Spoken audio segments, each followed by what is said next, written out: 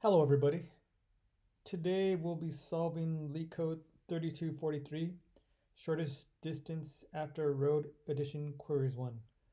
This is a follow-up to an earlier video I presented. In this video we'll be solving this problem using dynamic programming. Okay, let's get started.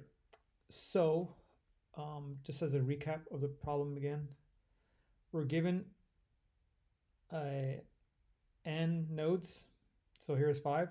So the nodes would be numbered from 0 to 1, 2, 3, 4, 5. Sorry, 1, 2, 3, 4. Again, I'm talking in terms of a graph and nodes, and where they use the whole cities and roads. I'm in my mind converting this to a graph problem. For me, it makes it a little bit easier. So I just keep that in mind. So let's go over the approach with the graph and dynamic programming. So what I'm going to do here is we know that originally the neighbors of the nodes look like this. So I'm just going to write this something like maybe neighbors.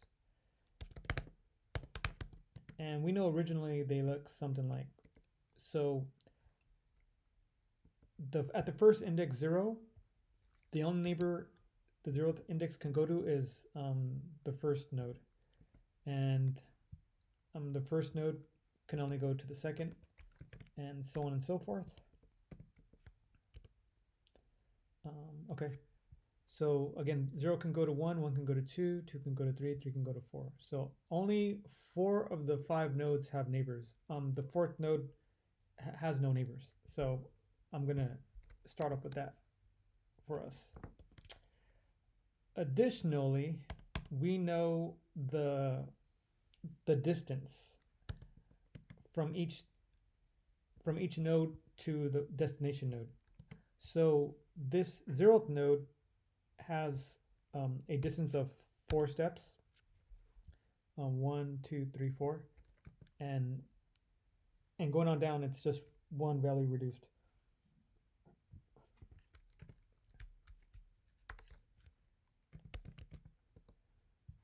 Four has a distance to itself of 0. All right, so I just want to get that situated, and so we're on the same page. Let's do this here. Let's maybe tab this over a bit. Okay. What I'm going to do now is loop through the queries, and let's see how that affects our distances. So for query 1, for this edge 2, 4, or road, this affects the neighbors. Now the neighbors becomes, let's see, now 2 can travel to 4. So at index 2, I'm going to add a 4 here. So 0, 1, 2, 4. That means node 2 can travel to 3 and 4. Now the question becomes, how does that affect these distances here? So what I'm going to do is I'm going to loop from 2, which is this node, this node, on down to 0. And I'm going to update this dp here. So now dp of 2 would equal the minimum of dp of 2 versus the neighbor it can travel to.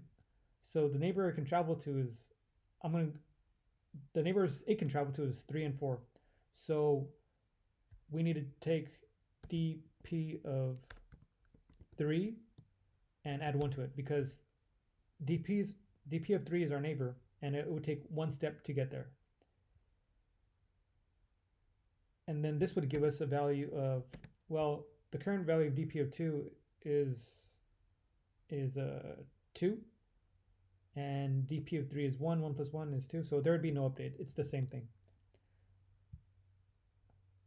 But I want to make this clear. Although we're looping from 2 to 0, in this case, this is 2 at the moment. We're at 2. But we'll go to 1, and we will go to 0. But in this inner loop here, we need to loop through the neighbors of 2. So the first neighbor of 2 is 3, and an additional neighbor of 2 is going to be 4.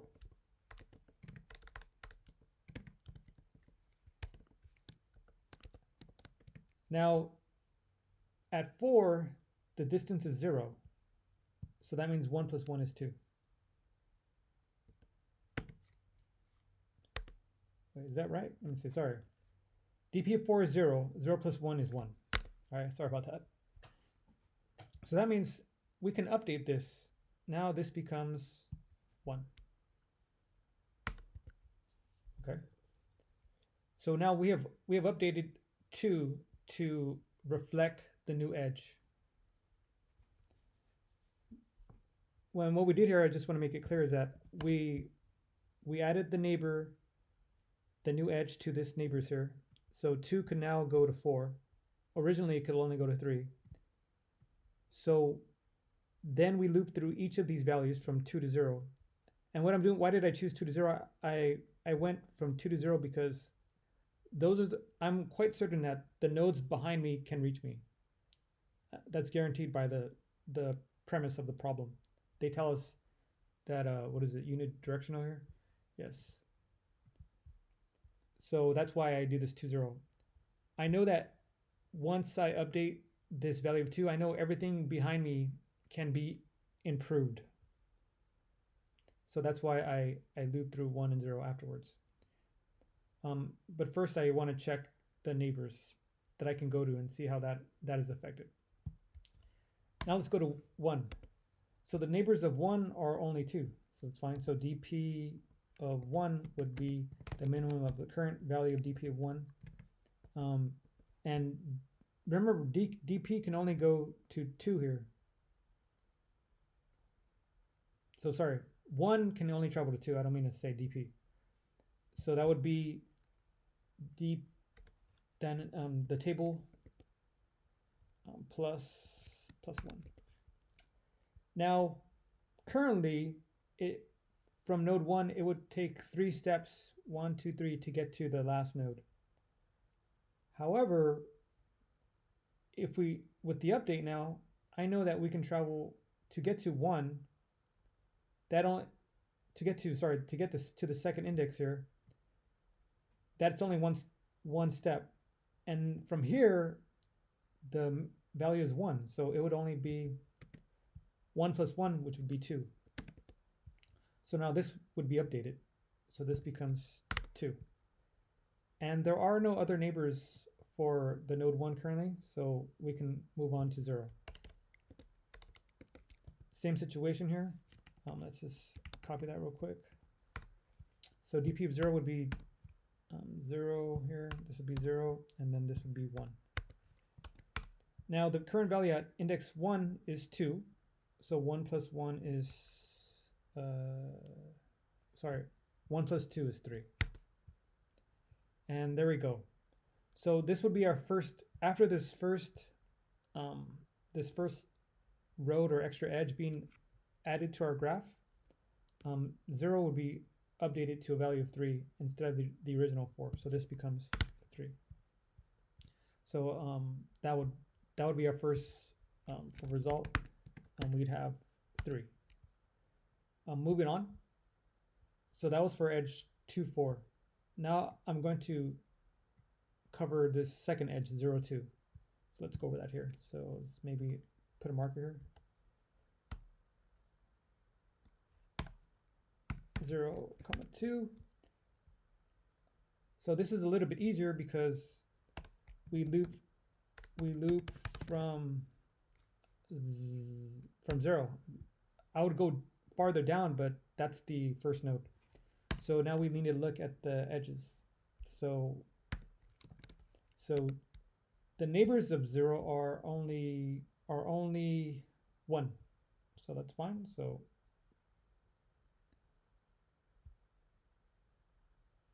sorry, let me take that. Yeah, it's fine. 0 to 2. So we say Sorry, I apologize. 0 to 2, that means we've added another neighbor to 0.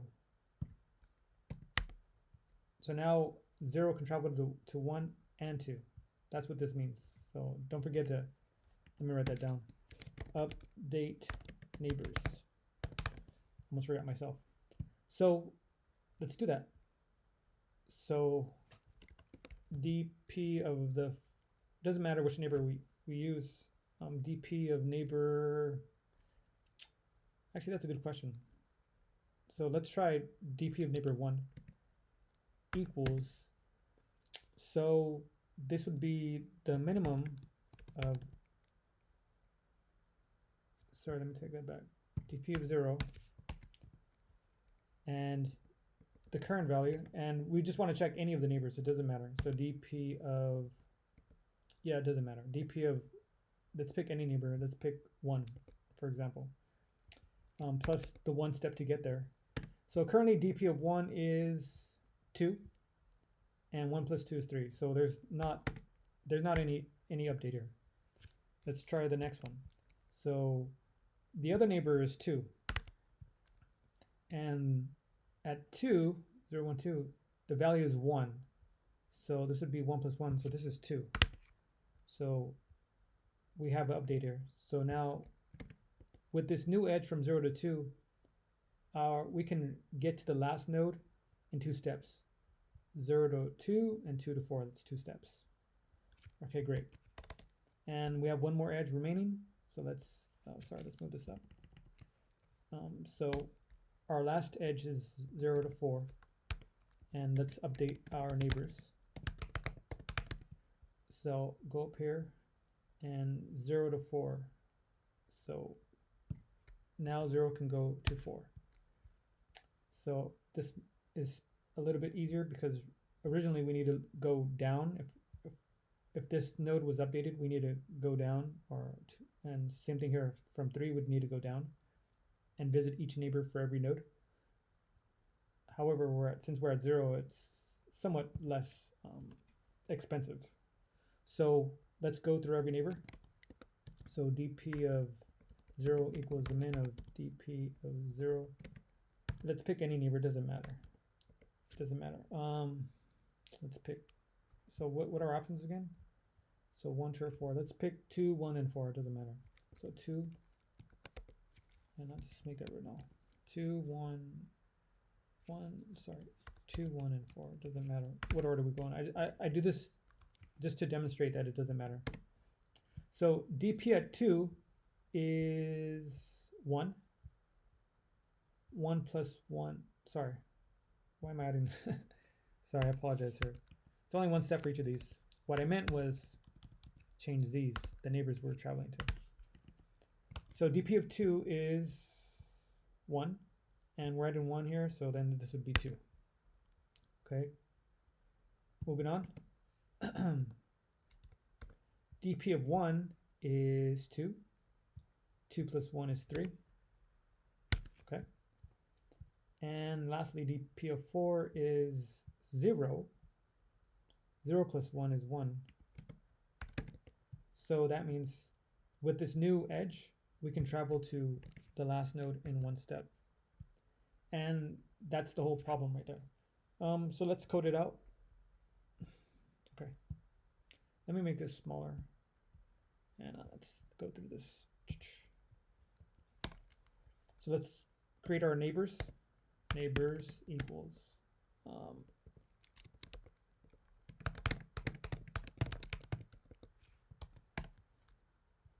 so hopefully this makes sense from our last video. If you recall, I'm only going to range of n-1 because I know the last node doesn't have any neighbors, and every, for example, the 0 value would be able to travel to the first value. That's why I'm putting this plus 1 here. The results, just put an empty list for the moment, and the dynamic programming list that will store the values to each node initially.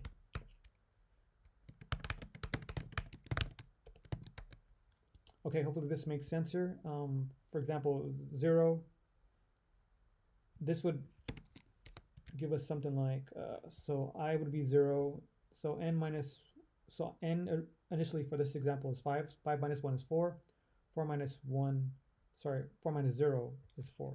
So that would give us the original values to travel to the last node.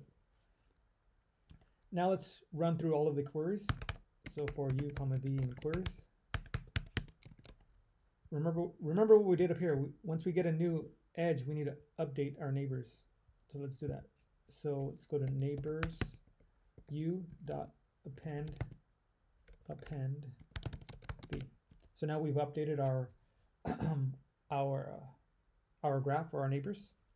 And now let's loop through, for example, what we did here. Now, once 2 came in as the initial node, we loop from that node all the way down to 0. So let's do the same thing here. So loop from that node. So for I in range u, and we're going down. We're decrementing. Okay. And now we want to loop through the neighbors for that node. So for neighbor in neighbors I, and we're going to perform that update as before. So dp of I. Remember what we did here? We did this format here. So the minimum of itself plus, and then the neighbor goes here. So this was equals minimum of dp of I and dp of the neighbor, which is here, this nbr dp neighbor, and we need one step to that neighbor. And for every query, we'll be appending the result, which is just dp of 0. And let's return that. Hopefully there's no mistakes. Now I'm going to try something in a moment to maybe even speed up our result. So notice it's pretty similar to our last result. So I had an idea. I wanted to check something out here. I asked myself, can we remove, make this a little bit tighter? What I mean by that is, instead of using this min function, let's see what happens here. So if this value is less than this value, and then we'll update it.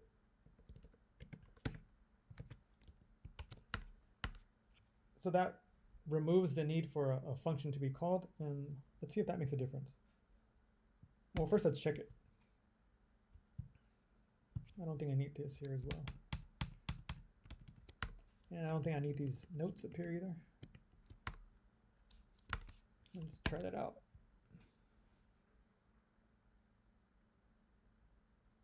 So notice how much faster it is just by removing that that min function.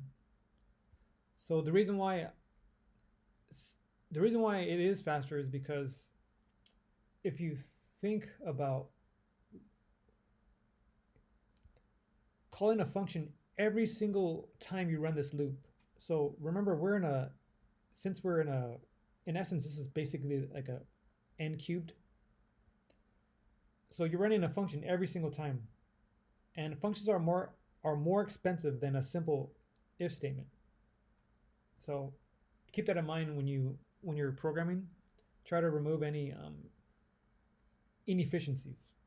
So there you have it. I hope this was educational and it helped you. Have a great day. If you liked it, give a thumbs up.